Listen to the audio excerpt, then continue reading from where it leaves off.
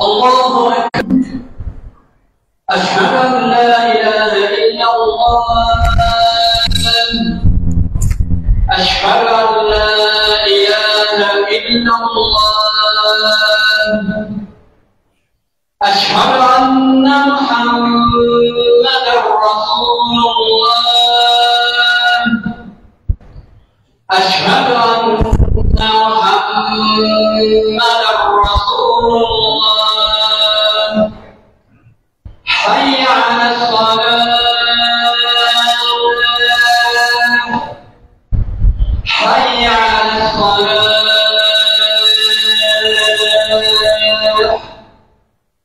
حي على الفلاح.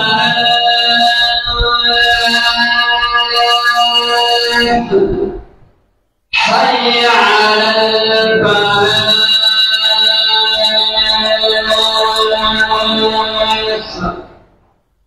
الله أكبر. الله أكبر. لا إله إلا الله.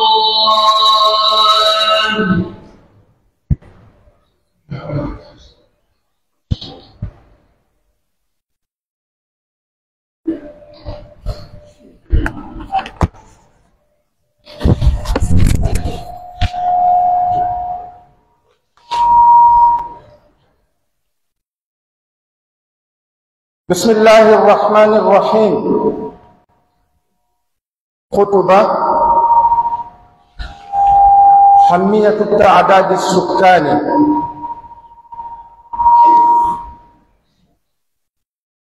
الحمد لله القائل بعد أعوذ بالله من الشيطان الرجيم. بسم الله الرحمن الرحيم. يا أيها الناس إنا خلقناكم من ذكر وأنثى وجعلناكم شعوبا وقبائل لتعارفوا إن أكرمكم عند الله أتقاكم. أشهد أن لا إله إلا الله وحده لا شريك له، وأشهد أن سيدنا محمدا عبده ورسوله صلى الله عليه وعلى آله وأصحابه وأتباعه ومن تبعهم بإحسان إلى يوم الدين. عباد الله، اتقوا الله تعالى وأطيعوه، واعلموا أن الدولة تبذل جهودا جبارة من أجل الوصول إلى أفضل من مراحل التخطيط والتنمية في جميع مجالات الحياة، وتبذل كل الوسائل والأسباب الممكنة، وتنفق الكثير من الأموال حرصا على مصلحة البلاد والعباد. فكل فرد منا عضو في هذا المجتمع ينبغي أن يهتم بما يهم المجتمع. فمن الجهود المبذولة التعداد السكاني الذي يعتبر عمودا هاما للتخطيط المتكامل والتنمية الشاملة، ويوفر القاعدة الأساسية من البيانات والمعلومات التي تبني عليها الدولة خططها المستقبلية، ليتم التوزيع العادل للخدمات الأساسية التي تحتاجها الناس بين المناطق والمحافظات في المجالات التعليمية والاجتماعية وغيرها. لا سيما أن ولاة الأمر يحرصون على تهيئة الأجواء للناس في أماكن إقامتهم، وهذه جهود يذكر وتشكر. عباد الله، التعداد السكاني وسيلة لمعرفة الكثافة السكانية ومجالات الاستثمار وأماكن النمو الاقتصادي، ومعرفة أعداد الآتلين عن العمل، وحصر الكفاءات العلمية ونوعياتها. يتحقق يتحقق كل ذلك من خلال التعداد. إذا تم بالتعاون من الجميع لإنجاهه وتم بصورة سليمة حسب تخطيط الجهات المعنية، ولا كل منا التعاون مع اللجان العاملة للحصول على المعلومات بكل دقة دون تخيير للحقائق، لأن بلادنا يسعى لتحقيق التنمية الشاملة في جميع المجالات. قال الله سبحانه: وتعاونوا على البر والتقوى ولا تعاونوا على الإثم والعدوان واتقوا الله إن الله شديد العقاب. musidɓe julɓe tedduɓe, teddirɓe kaɗo diina l'islam ɓe Allah subhanahu wa ta'ala yiɗi suɓi. jeyeede ɓe kaɗo diina nema heɓaki wonande neɗɗo mo Allah tagi addi ka aduna ɗo hewtiti ɗon ɗon. si aduna on fof moɓidirama bani adama on o jonnama, tawi o jonnaka ko innete kon diina l'islam, haray hunde o heɓaki. bilat wa kadhalika si tawi woni o fannama fuu ka aduna ɗo, wona laamu, wona jawdi, wona teddule, wona galleji, wona sonnaɓe, ma wona moddiɓo, wona ɓiɓɓe, o arsikama ko innete ɗum wonugol e oɗo kurwol l'islam, haray ala ko mankini. hutuba men on no yewtude en fi importance recensement général.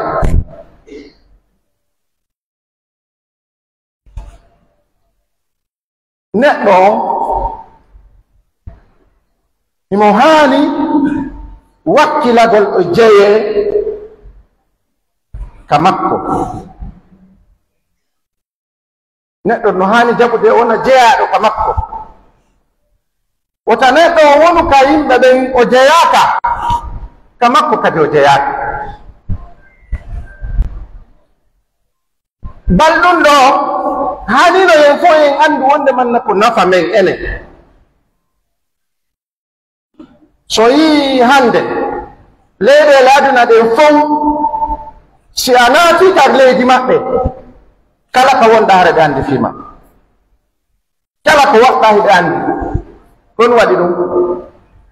o tawde fof ko innete recensement, kamɓe hiɓe waɗi ɗum, hiɓe jaɓi ɗum, ɓe gollitiri ɗum no jeeya e développement leydi. hannde kamen ɗo a yiyay ɗo otowal ngal mala plaque, motor du mara plaque, no woodi a yimɓe ɓe mara ɗo plaque. ɓay neɗɗo so mara carte d'identité, o mara passeport, o mara certificat de résidence, o mara acte de naissance, ara o mara kan kadi ko innete ko plaque. ko laabi jelu yiwɗen accident ji no waɗi tawa oɗo o wawetake andede konto jeeya. ay neɗɗo o si o maayi o sansa e mbaadi wonande woɓɓe ɗo, si yeeso ngon no sewno o ɓuuta,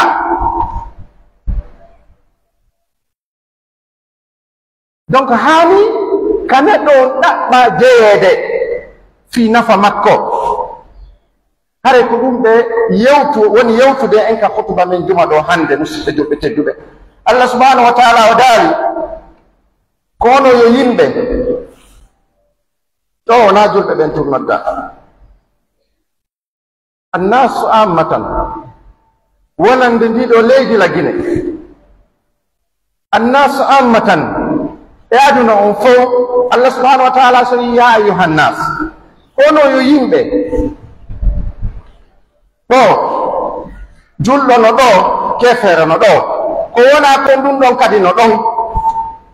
par ce que no woodi woɓɓe ɓe mara ko ɓe rewata, kono Allah no acci ɓe kawre leydi ɗo, ɓe jinɗa ɗo, ɓe foofa henndu Allah ndu, ɓe ñaama, ɓe waalo, ɓe ɗaano, ɓe fina, woɓɓe no mari jawdi alhaaliji maɓɓe fof no sottude kono ɓe jaɓaali kono noon hade ɓe jaɓa ko par ce que ɓe sikki wonde manna ɗi mouvement ji ɗi woni wadde ko doole maɓɓe ɓen waɗi ɗum no wadde kono Allah waccay ɗon tum Allah subhanahu wa taala wi'i gonɗi men tagi on immorde e gorel e deyel kono Allah faandi ko adama alayhi salatu wassalam e hawa alayhim assalam baɓe men adam o gandi koye makko nene hawa woni ko taga waɗi kadi sonnajo makko ko ɗon wiwi Allah subhanahu wa taala wi min waɗi on gori gori e leƴƴi leƴƴi fayida waɗugol en gori gori e leƴƴi leƴƴi kon non si tawno ɗum ila adama alayhi salatu wassalam ha hande ɗo hara enen ɗo fof ɗen hawtuno galle goote honno ronirten ɗum inne ko adama accuno konko enen ɗo fof ronata sakkayno koy yimɓe ɗiɗo roni albala o yoɓi ke hoore aduna o yimɓe ɗiɗo pe jonno ila adama ha hawti ɗo hara en fof ɗen hawtuno gootum innen ko kum ɗo sendete est ce que aduna o hewtayno ɗo hikma Allah on ko kanko tum wayno wadde gori gori e leƴƴi leƴƴi ndaare Allah subhanahu wa taala o sendi aduna on fof o waɗi continent ji ga o gayni ɗon o ari ha o hewti Afrique ga o waɗi leƴƴi ɗi annduɗen ɗin o senditi ga kadi ha enen jeyaɗen ɗo lagine ɗo waɗi leƴƴi leƴƴi ɗin o sennidiri ɗi woɓɓe woni maninkaaɓe woɓɓe soosooɓe woɓɓe fulɓe woɓɓe woni forestier ɓe woɓɓe woni miki foore e nder ɓen ɗon kadi sen ƴetti joni leñol fulɓe ɓen ma leñol maninkaɓe ɓen e so ɓeɗo fof no hawti ko sendete oye gori gori nder ɗo o waɗa ɓeɗo ko ɓe gorol gotol ɓeɗo ko ɓe deyol ɓe no wawi wonde gorol kono ara ɓe sendidata ka no woodi gorol ngol sendata fi honno watta ɓe senda par ce que ara no woɗɗiti Allah subhanahu wa taala waɗi ɗum ha hewtika nder suudu Allah e hikma makko on ndaare no waɗiri no sendirteno ɓe gandi ɗum kutuba o naɗum woni yewtani nene goto o ronoy baba goto o renata si nene goto on ala baba goto o rona ko non Allah subhanahu wa taala wi ko waɗani ɗum li taarafu fiyon annidir fiyon jooɗo du hara sonja waɗali toñe waɗali jattidiro waɗali musidɓe julɓe tedduɓe miɗen seedito wonde Allah subhanahu wa taala ko kanko dow ko o bajjo Allah subhanahu wa taala mara nene goto o mara baba goto Allah subhanahu wa taala landaki wallede fi tagugol o aduna ɗo ko kanko woodini mo no o faalira ñande o faala ɗum kadi o mooɓay ɗum o itta yeru ko wurata kum ko yeru ko Allah faala kon na ko faalaɗa kon an no woodi woɓɓe ɗo ɓe nawniya ka sa yehi ndargol ɓe nattoranolan Allah yalla hoynugol ngol ɗo na cellal ɓe faala ko hootugol ka Allah no gasa an arɓe ɗon innaɗa ya torano mo Allah yo Allah hoynu naneɗa pansan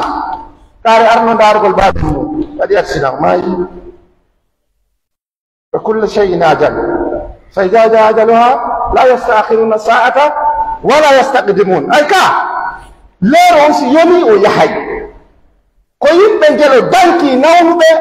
dankiɓe ɓe maayi acci ɗon nawnuɓe yimɓe ngel hara hay hunde mum saɗi bal ɗum ko e hikma Allah on woni nabugol ma lahara ɗum wonaɗi a gayni golle moƴƴe ma a yejji Allah ko sa'a ma woni hewti oɗo Allah ono hani ɗoftede, oɗo no hani jaɓanede. ɓay jaɓangol oɗo ko nafa ma an neɗɗo wonɗo rewde mo on. ɓen seedi to wonde rasulu sallllahu alayhi wa sallam ko jeyaɗo makko ko nelaɗo makko o nelimo. Rasulu sallllahu alayhi wa sallam o yettini nelal ngal, o ɓuytali o ɓeydali o janfaki o laaɓane reedu, o maranali hoore makko, o maranali ɓe gure makko ne. Allahu akbar. Sahabaɓe makko ɓen ari tokkiti ɗon. Musidɓe, neɗɗo somo gollude golle tawi ko fi Allah woni gollude ɗe luttay. O besonnaaki haalangol yimɓe ɓe yaltine golle hande. Sa gollitay ko fi Allah wallahi luttay. ɓeɓe wonɓen jantade fi muɗum tuma o tuma e hutubaji ma e darsiji meɗen ɓe en yiyali ɓe ha hande, kono golle maɓɓe ɗen no lutti ɓe luttay ila yawmu saa. Si honnu par ce que ɓe laɓɓinanno Allah golle ɗen, ɓe ɗaɓɓuno e nder golle ɗen taw ko Allah tu yoɓataɓe ɓe faala. Yo Allah yoɓuɓe kamɓe ɓe ngure nelaɗo sallllahu alayhi wa sallam nden fot e sahabaɓe makko ɓen fof e tabi'ina en e tabi'ina en e salafu salih e yimɓe moƴƴuɓe ɓe Allah acci ɓen ka leydi makko ha fewndo ɗo ni ha hewta en enen ɗo musidɓe julɓe tedduɓe. hulen Allah subhanahu wa ta'ala o haanuɗo hulede anden état labbine o gouvernement o hiɓe fuɗɗi hiɓe memi e bangeji ɗin fof golleji ɓe memmini e leydi fof fi ɗaɓɓugol hewtugol ka ɓuri e moƴƴude fi waɗugol planji e programme ji de développement fiyo lendi yo ɗi ɓanto fiyo ndi jalbu fiyo yimɓe ɓe yo naftor fiyo nafuɓe golle moƴƴe si waɗama nafay fof ko ɗum haani yimɓe ɓen fof yo daro yo golle moƴƴe yo waɗe. Ndaare e nder galle si tawi woni haɗidama lorray, si sonnaɓe ɗiɗo no e nder galle ɓe haɗi lorray jooma galle ɗe ɓeytotomo monen. ɗon hara yimɓe leydi ɓen hal no haani darade fi yo leydi maɓɓe ni yo ndi jalbu par ce que ko nafa maɓɓe kamɓe e ɓiɓɓe maɓɓe ɓen e ɓiɓɓe ɓen ɗon ɓen ɓeɗo planji maɓɓe ɗin e bangeji ɗin fof ka économie ka santé ka agriculture ka infrastructure sifawano ɗum e domaine ji ɗin fof eɓe meeli fof fi ɗaɓɓugol sabuji no neworo ko ɗum waɗi si tawi kaaliseji wonaɗi dépensede ɗin e ɗum hino ɗuuɗi tawde ɗum waɗata golle hoy koye wawata wonde golle hoy sama kala ka yiɗangol yimɓe ɓen e yimɓe leydi ndin e leydi ndin maslaha ko ɗum waɗi kala e meɗen ko membre oɗo population no haani yo reerɗu yo yiɗu tawdegol e oɗo population makko o anditana ɓeɗo golleji maɓɓe tiiɗuɗi fi fondugol o base ɗo o élément de base ɗo mo tawata en fof meɗen hiɗen ha ton jini no jeeya e muɗum préviji go yaltiti information ji yaltiti ɗi tawata ɓe fawoto e mum fi préparugol mustaqbal mana avenir leydi ko ɗum ɗo wallitoto yoko hawta ko yo sende ara toñe waɗani no jeeya e muɗum moƴƴingol hoppitoji moƴƴingol laawi jonnugol population on ndiyam jonno population on courant ko tawata ɓe ha ton jini e nokkureji ɗin fof région ji ɗin fof no ha ton jini ɗum préfecture ji ɗin fof no ha ton jini ɗum sous préfecture ji ɗin fof no ha ton jini ɗum district ji ɗin fof no ha ton jini kala guinéen joka o woni ko haɓɓe makko yo ɗum ɗo heɓo ko ɗum waɗi sen ndaari hannde si goɗɗo nawni zéro kore ko be o dogine haala gine si tawi ko maayaynoɗo hakkunde ɗon e ɗo o maayay si ko mamum ko wakazalik siko labe ko non kankan ko non farana ko non yola lola ko non yomu ko non kala ko yani wo ko be joge are haka capital Conakry ɗum hana e leydi yo taw kala ka neɗɗo woni gine enjo kala ka bani adama woni e hoore leydi ndi imo haton jini e ɗum ɗo wonnete ko service public minimum yo taw hara kala ka woniri wo o ñawdorto ɗon hara o besoin naaki ƴettugol avion yo taw hara ka leydi men ɗo mo ƴetta e ɗo visa fi yawgol France ma Amérique ma Turquie ma Sénégal yo taw hara ko fi fawtagol woni yahude hara ko fi fawtagol woni yahude hare wona fi honɗum wona fi yahugol mana fi innugol ko fi ñawdagol ɗum no hani yo taw hara ko ɗo on tigi ñawdoto on warata ɗum ɗo ko jonnutugol mo be haqqe mum on no jeeya e muɗum haqqeji ɗin ka jande no jeeya e muɗum haqqeji ɗin ka social affaire social ji ɗin yo taw hara no famodira no andodira e sifa ɗin ɗon piiji ko ɗum waɗi laamu ngun no yiɗi yo taw hara condition ji ɗin ɗi créete fi neɗɗo ɓe kala ka woni hara o hettay haqqe makko musidɓe julɓe tedduɓe ko ko innete recensement général honɗum woni nafa ɗum ko fi andugol yani yimɓe leydi ndin nombre on ko jelo ko fi andugol ko honto investissement wata wadde ko andugol ko honto woni zone développement on fi honɗum neɗɗo faalaɗo investissede ɓe o anda ko yimɓe heɓɓe woni investissande joni ɗa faala investissede ɗo ɗa faala darnude ɗo usine fi yimɓe temedere ta ko yimɓe sappo woni ɗon a wawata wadde on usine ɗon a faala wadde usine fi yimɓe temedere tawa ko yimɓe temeɗɗe ɗiɗi won ɗon ko ɓe anda ko honno waɗirɗa o extension ɗo donc recensement général on ɗum no wallito leydi ɗin andugol ko honno ndi développirta no jeeya muɗum andugol yimɓe ɓe alaɓen golle somerɓe ɓen ɓe alaɓen golluɓe no jeeya muɗum andugol embere yimɓe marɓe ɓen diplôme ji e ko woni ɗum ko ɗum tabintinanta en ɗum andugol ko yimɓe jelo jooɗi ala gollude ko yimɓe jelo woni janggaali ko yimɓe jelo jogii diplôme ji ka santé ka agriculture ka économie ko si tawi oɗo recensement waɗama no hani waɗirde noon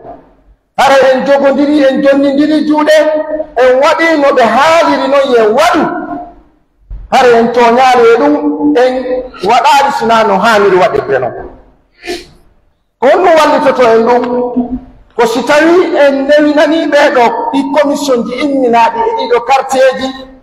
e ɗiɗo préfecture ji e ɗi sous préfecture ji ɗo en wallitike ɓe ɗeeɗo golle wano an ko kamaɓe ari ko ya newinanɓe hara sonko waɗaali piiro waɗaali yeddodiro waɗaali ko ɓe ari kon fii muɗum information ji ɗin jonnonɓe hara e nder muɗum ɓe sanzali ko ɓe inna ko yo ɓe waɗu ɓe inni ko 10 ans yo taw hara ko 10 ans ɓe ƴettata wota ɓe inni yo fuɗɗe recenséde mo duuɓi 10 taa mo duuɓi 5 recensete mo duuɓi 6 mo duuɓi 3 haray no ɓe wi'iri noon e waɗir noon tawde noon ko ɗum ɗon wawata wallude en hara noon e on sansaka si ɗum ɗon waɗi wallitoto état on leydi ndi yo ɓe wawa daranade ndiɗo leydi ko honno ndi développirta musidɓe julɓe tedduɓe e banŋeji ɗin fof allah subahanahu wa taala o daali wallidire e ɗeggugol hoore ko allah subahanahu wa taala yamiri on kon e ɗoftagol ko allah yamiri on kon wota on yamodir ko innete kon bewgol e jaggutugol ka hoore leydi allah subahanahu wa taala musidɓe julɓe tedduɓe ande lette allah ɗen ko tiiɗuɗe si allah subahanahu wa taala nangi goɗɗo wata accintinde ɗum wa aqulu qawli hada wastaghfirullah li wa lakum fastaghfiruhu innahu huwa alghafuru rahim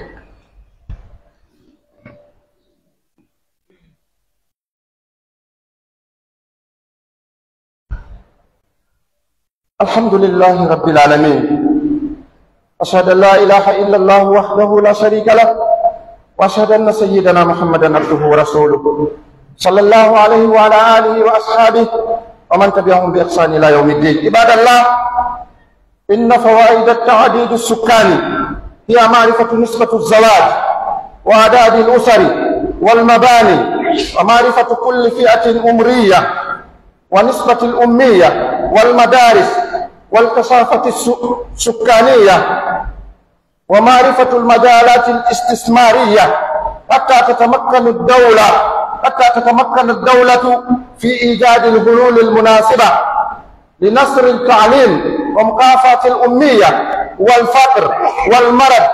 ومنها زيادة حصة غينية في عدد الحجاج. فمن لا يريد الزيادة وعليه فلا ينبغي أن يسجل شخص ببياناته في كل أثر من مكان لأن ذلك يخل بالنتائج السليمة للتعداد. علينا الاهتمام بهذا الأمر لتزداد خيراتنا، فصاروا إلى أماكن تسجيل حتى يتسنى الأمر. إن كل من في السماوات والأرض إلا آتي الرحمن أبدا، لقد أحصاهم وعدهم عدا وكلهم آتيه يوم القيامة فردا. musidɓe julɓe tedduɓe, oɗo Allah badde seniɗo oɗo dokko, eɗen anditanamo bimbi jamma e ñalorma e kikiɗe, ɗiɗen jarnamo kadi eɗen toroyo juulo hoore oɗo rasulu sallallahu alayhi wa sallam ɓurɗo moƴƴude eɓe o tagi ɓen fof ande nafa importance ko heɓoto kon e oɗo recensement général musidɓe julɓe tedduɓe ko andugol nombre dese ɗen jombidiro ko waɗata kon ka leydi men, ko andugol nombre on ɗum, ande ko mariage ji jel waɗi e hitande men, ko jelo jombi, ko jelo jomba, ko jelo heɓi ɓiɓɓe, ko jelo woni heɓani ɓiɓɓe, ko jelo woni silbatere ɓe. hande no woodi ɗo silbatere ɓe kornino nana ɓe naɓi min jombata kono he Allah akbar oyo rene jiwɓe ɓen dey ɓen ɓe honkike ma ko ɗum woni ton ɓe hinna ɓe jombata kono ɓe memay ko tato no haɗi kornino hakkunde men Allah. Si goɗɗo woni ha duuɓi 50 jombaɗe on korni ka kornaɗe on korni ɗum no heewi ka leydi men ɗo, kono ko on no waɗi si tawi ɓe ala jombude ko par ce que ɓe heɓude goɗɗum. Si tawno ɗum hara gorko heɓ wonɗo kelle fiye o heɓata sonnajo sina ka daji ɗon tanjini ɗon hande jiwum kala foɗɗu kun tun hara kun jombama ka,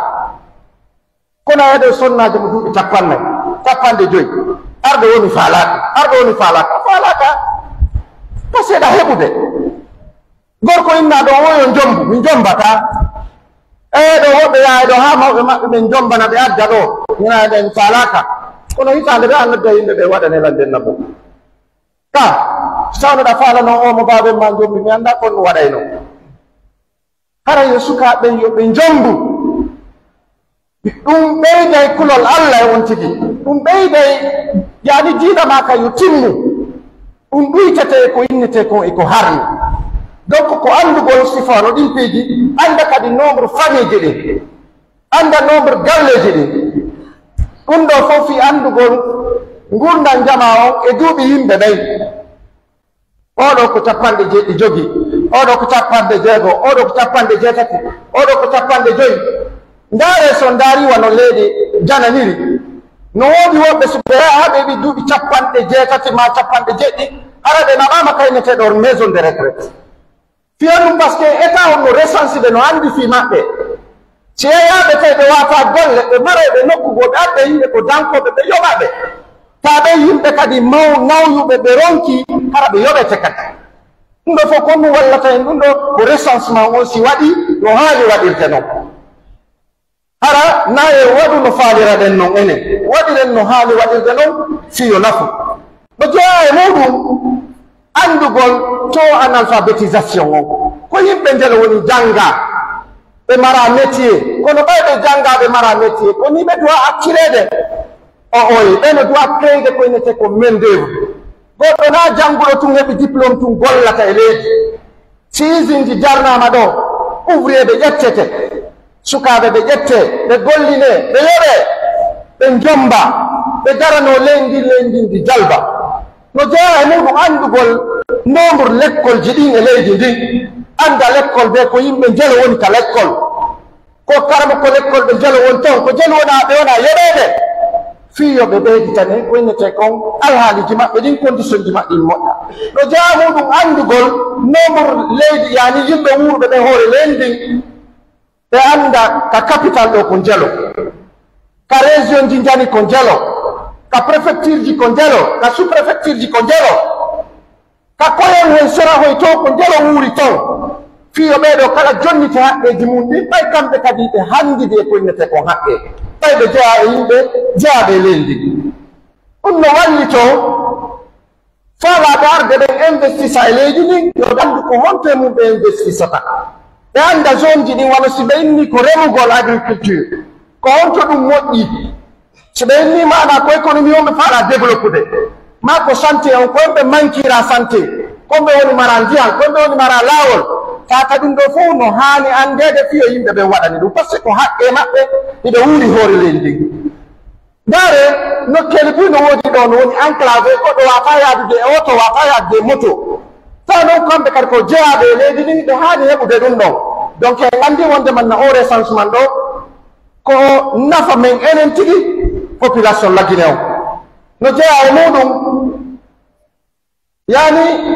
wallugol état on fiyoɓe heɓu solution e ɗe golle ɗo fiyoɓe wallito en sakutugol gandal ngal ka tawa professeur ɓe no manki ɓe naɓa ɗon andi ko feƴƴinoɓe recensi sukaɓe buy ɓe ƴettiɓe ka fonction publique fi naɓugol ɓe ka tawata ɗon professeur ɓe no manki ɗum ɗon ko nafa par ce que ɓe sukaɓe ƴettaɓe ɗo hari woɓɓe maɓɓe ala gollude kono tawi ɓe mari compétence ji ɓe wondi e mum ɓe jooɗi donc ko état o waɗi ko ɗum ɗon ko nafa leydi ndi par ce que si tawi woni e nder galle hay goto ala gollowo fof ko torotoɓe haray teddungal wonata e nokkure nde no jeeya e muɗum andugol ɓe jangga e nder ɓe janggaɓe est ce que no woodi woɓɓe waweteɓe wallede fiyoɓe waɗi formation technique est ce que no woodi woɓɓe tawata hande kadi ɓeɗo wata janggude koɓe halfine goɗɗum si tawanti no wawi windude no wawi janggude o halfinta so ko jooɗagol ɗo ko ombo naafi ko ombo yalti ɓe lita contre ɗum ɗo ne jeeya e muɗum fiyoɓe litu contre o pauvreté ɗo oɗo pauvreté ko litata e oɗo ko andugol oɗo mo ala gollude ko honto woni ɓe lita contre ɗi maladie ji jani raaɓayɗi yimɓe ɓen no jeeya e muɗum nafa oɗo recensement fi ɓeydangol en nombre yahayɓe ɓen hajju en fof meɗen eɗen andi ɗo woni duuɓi jelu ni lagine ko 10 000 personnes naɓat hande ɗo ni so inni yon windu 15 000 ɗiwayɓe lagine fiyogol hajju ɓe windoto fi honɗum jamanu faala hajjoyde no hajjiraynoɗen noon ara nun na ɗum wona hajjirede joni fi honnu alhamdulillah joni sukaɓe ɓen ɓe yiɗi yawgol toppito dewe ɗe allah subahana wa taala farli ɗen hoore maɓɓe eɓe yawde ɓe hajja kaɓe woni ɗon sukaɓe mawɓe men kadi yahunoɓe no faala yaade sifano ɗin piiji haray ɗen ha toon jiɗi e ɓeyditanede koko innete ko nombre hajjiyankeɓɓen ɗum ɗo wawata wadde si tawi woni recensement o andaki ɗon andi ko PNUD on ma Nations Unies on wawata andude nombre leydi ndi wondude e administration territoire o e affaire étrangére ɗon ɓe wawa jonnude ɗum leyɗele janane ɗen ha hewta Arabie Saoudite ɓe wawa jonnude en ko innete kon hajjiyankeɓe yonanayɓe leydi ndaareɗo hikka yimɓe buyno faala yaade ɗo ni hiɓe mari mbuuɗi maɓɓe ɗin passeport ji no woni disponible kono ɓe heɓawi kaɓe windo sabu ɓay nombre jonnaɗo ngo yonata haray en andi ɗum ɗo fof ko nafoore meɗen ka leydi men ɗo haray sabu ɗum ɗo noon fof hanaye yaw resansoɗen nokkeji ka ɓuri nokku ngotu resansoɗa Dixin resansoɗa Ratoma resansoɗa Symphonia hana jonnu information ma goto andu resansagol ma nokkeli ka ɓuri nokku gotu ko hoorema wonɗa lordude jonnu information ma on nokku gotu ko ɗon wonɗa ko ɗon jeyaɗa ko nafama an hara yo yimɓe ɓen accu waɗugol wassay ko ƴeyre ɗoni wadde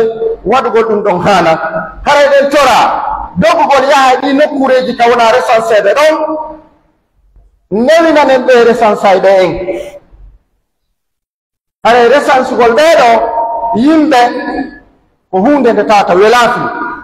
par ce que no woodi woɓɓe wona ɓe resancede fewɓe ɗo ara ɓe wurano ɗum ɗo ɓe anda kon no warrete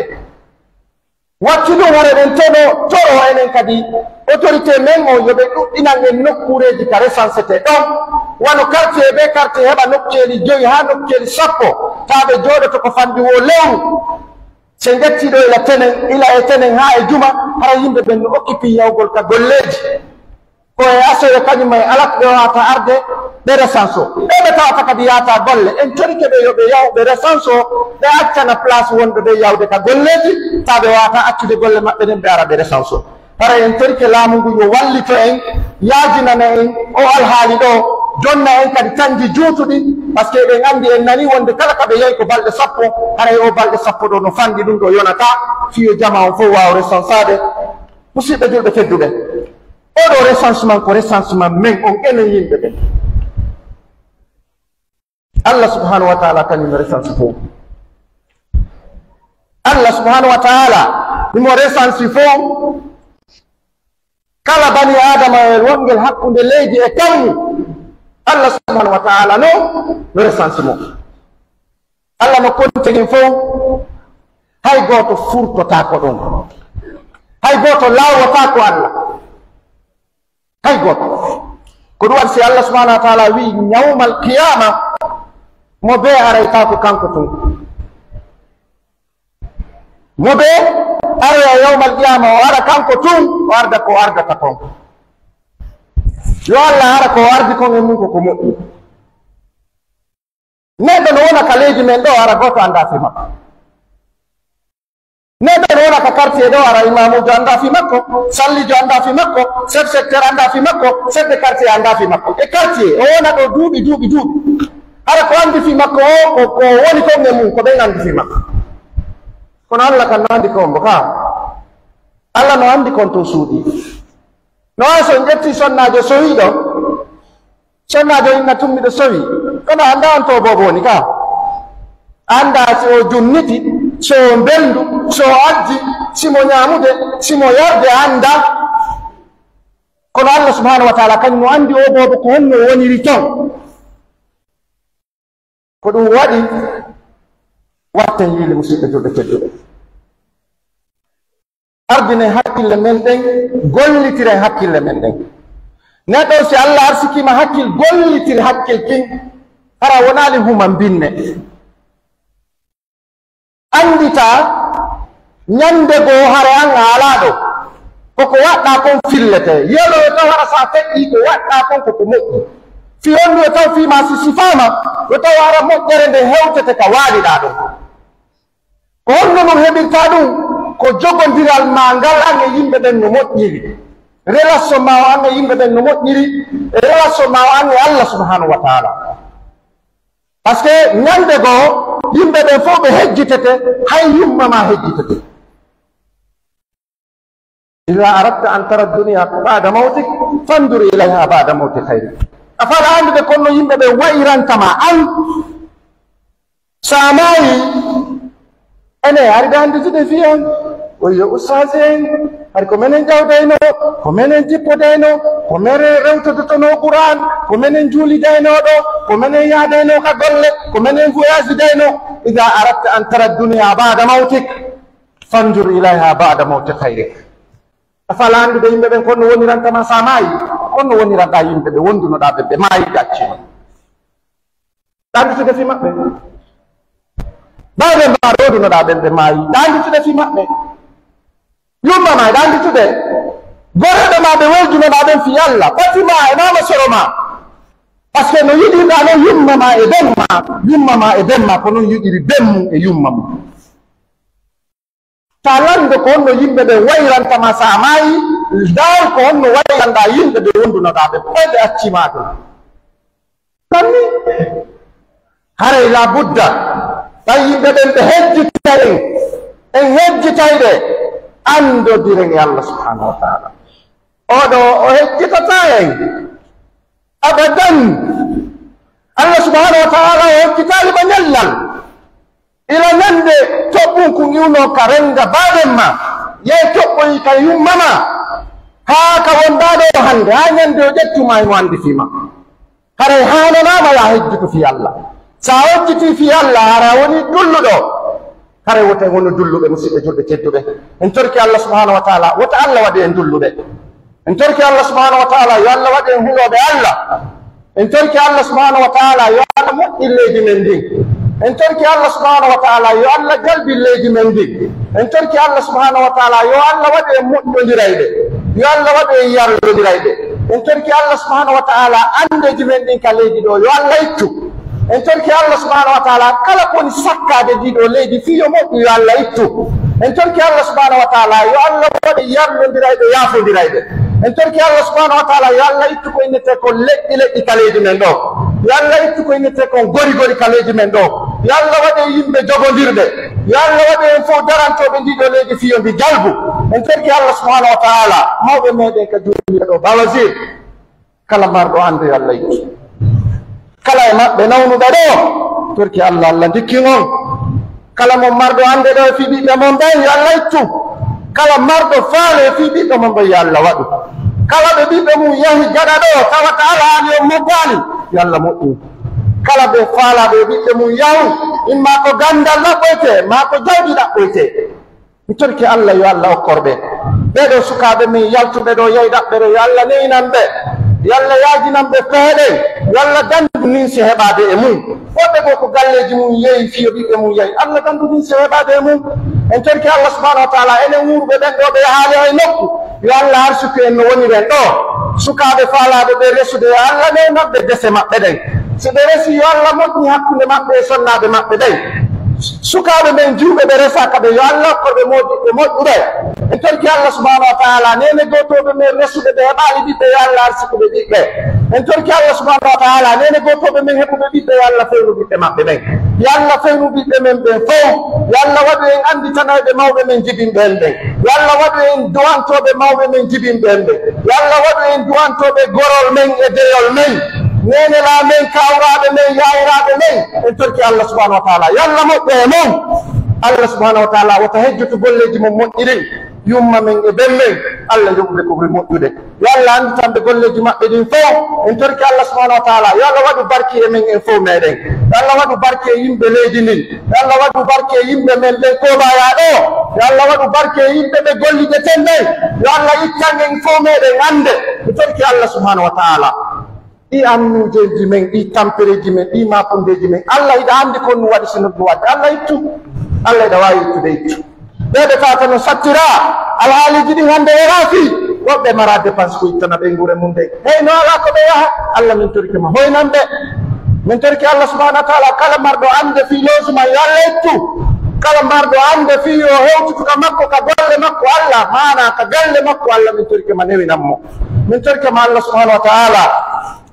ala mo min wulla e mum sinama an Allah kawon fa'alu lima yurid a waɗay ko faalaɗa a waɗiray ɗum no faaliraɗa a waɗanay ɗum mo faalaɗa Allah newinan men alhaaliji amen ɗi torki Allah subhanahu wa taala oɗo recensement yo Allah newin o laato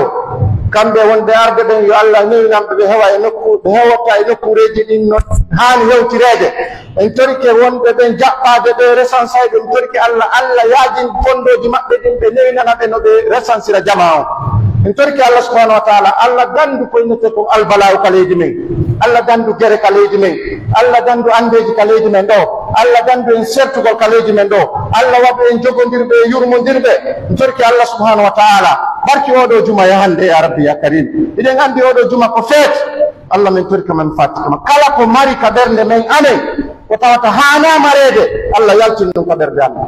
kala ko woni ka ɓernde amen ta ɗum no hani marede ɗum yoɓitoyane yawmal qiyama natugol aljanna Allah accu ɗum ka ɓernde amen Allah waɗu ɓernde amen ɗen e balli amen ɗin fof naatayɓe aljanna ربنا آتنا في الدنيا حسنة وفي الآخرة حسنة وقنا عذاب النار ربنا لا تزغ قلوبنا بعد إذ هديتنا وهب لنا من لدنك رحمة إنك أنت الوهاب اللهم آت نفوسنا تقواها وزكها أنت خير من زكاها، أنت وليها ومولاها برحمتك يا أرحم الراحمين. اللهم ألف بين قلوبنا واهدنا سبل السلام وجنبنا الفواحش ما ظهر منها وما بطن. ربنا ظلمنا أنفسنا وإن لم تغفر لنا وترحمنا لنكونن من الخاسرين. سبحان ربك رب العزة عما يصفون وسلام على المرسلين وآخر دعوانا أن الحمد لله رب العالمين. قوموا إلى صلاتكم يرحمكم الله.